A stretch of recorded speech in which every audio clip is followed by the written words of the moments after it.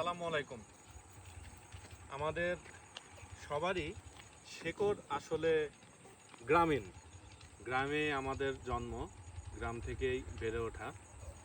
তো আমিও ঠিক এর ব্যতিক্রম নই, আমিও গ্রামের ছেলে। তো আজকে আমি দেখাবো একটা অনেক চিরচেনা গাছ, যে গাছটি এখন অনেকটাই বিলুপ্তির পথে। এটার নাম হচ্ছে বাবলা গাছ। এই দিকটা একটু দেখাই।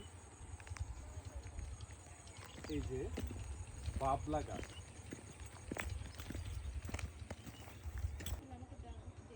এই যে এই গাছটা বাবলা গাছ নামে পরিচিত।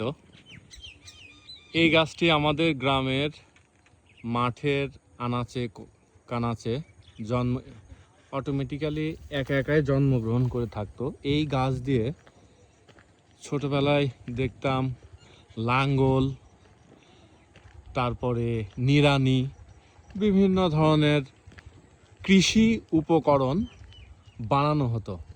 এই গাছের পাতা কিন্তু খুব সুমধুর মিষ্টি মিষ্টি লাগে এবং এই গাছ দিয়ে এক ধরনের আঠালো পদার্থ বানায়। এই যে দেখতে পাচ্ছেন, এই যে আঠা, সব মিলায় বেশ সুন্দর।